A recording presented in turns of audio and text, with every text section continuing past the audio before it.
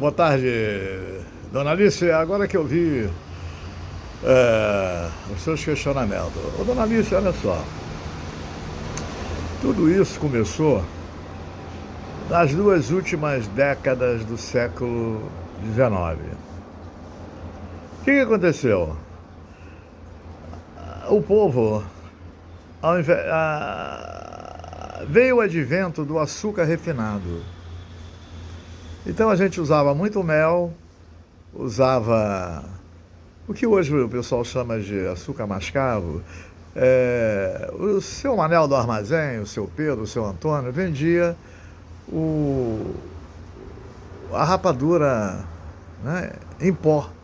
Eles moíam a rapadura, ou às vezes vendia uma rapadura em pedaços. E com isso você adoçava o seu café, né? E a farinha branca não era bem, né? O pão era mais o pão da farinha amarela, que era o fubá, né? E tinha muita farinha integral, né? Então, começou ali, né?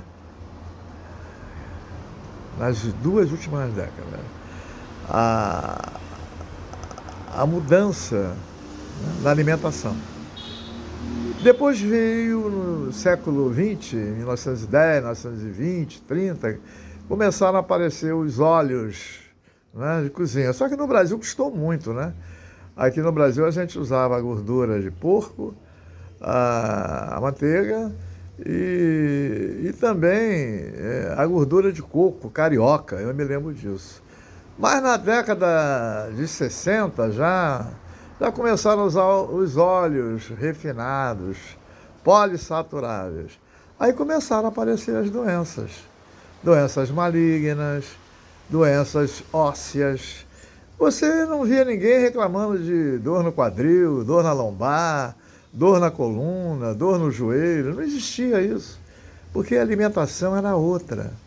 Se você for visitar os índios que moram lá no interior, né, lá nos rincões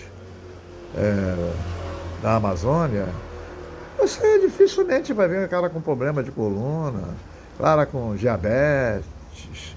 Você dificilmente vai ver. Os que moram mais pro centro, esses já começam a ter, né? Porque eles já ficam usando os hábitos dos brancos, vamos assim dizer, né? Então, é isso que acontece. Essa pergunta que você me fez, por que os antigos não tinham esses problemas? Era alimentação pura. Não tinha essa química. Hoje você usa farinha branca cheia de química.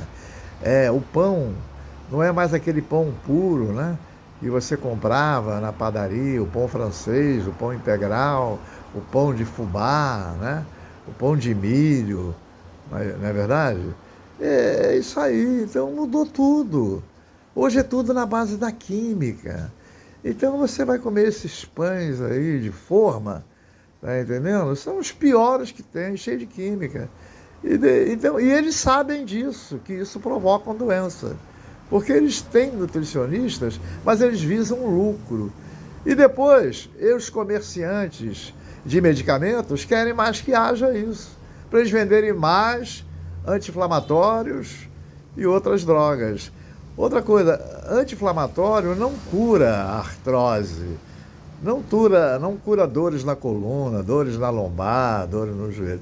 O anti-inflamatório, ele atua, por exemplo, você está com problema dentário ali, aí dói muito, você toma um anti-inflamatório, mas você tem que ir logo ao profissional, né, dessa área, para ele remover ali porque que está inflamada a gengiva e tal, porque senão, se você não cuidar, a inflamação não vai embora. Então ele atenua ali, mas ele não cura. Tá entendendo o que eu estou falando? Então é essa a realidade. Mas o que eu faço para diminuir as minhas dores na coluna, no joelho, na lombar? É você voltar a fazer uma alimentação dos antigos. Tá entendendo? Isola essa alimentação desses comerciantes que querem enriquecer às custas das suas doenças, né? Porque quanto mais doente você ficar, mais anti-inflamatório você vai comprar. não é verdade? Mais medicamentos, mais pomadas, mas a causa principal, tá entendendo? Ninguém ataca. Então, mude o seu hábito. Procura saber como os antigos se alimentavam. Você vai encontrar gordura de porco por aí, você vai encontrar manteiga. Olha, meu pai fazia manteiga em casa, é a coisa mais fácil fazer manteiga em casa, fazer coalhada, entendeu? Fazer queijo, eu fiz muito queijo, tá entendendo? Então, o grande problema é o hábito que você tem que mudar. Agora, tem gente que adora ficar nos camelô, né, da medicina, né? Tem cara aí que fica em várias clínicas. Ele vai para o ortopedista, vai para o urologista, vai para o cardiologista, ele vai para o dermatologista. Tem um agora, por exemplo, que está com várias doenças, entendeu? Até labirintite o cara já tem, tá entendendo? Porra, então é melhor morrer logo para não sofrer tanto, né? O cara é portador de várias patologias, tá sofrendo muito, não é verdade? É isso. Mas para cometer crime, ele não sofria nada, ele não tinha doença nenhuma. Ele era um portador de um meu histórico atlético, doença nenhuma me pega. De repente o cara ficou. Mas deve ser isso, é caldo de cana, é pastel, né? É frango com farofa, com refrigerante. Os refrigerantes, o maior veneno do século XX, foi o maior veneno a partir de meados do século XX, né? 1950, 60, 70. Porque antigamente a gente tomava limonada, laranjada, maracujada, não é verdade? Isso aí. Mas mudou tudo. Enquanto você continuar com esse tipo de hábito nocivo, você vai ter esse problema.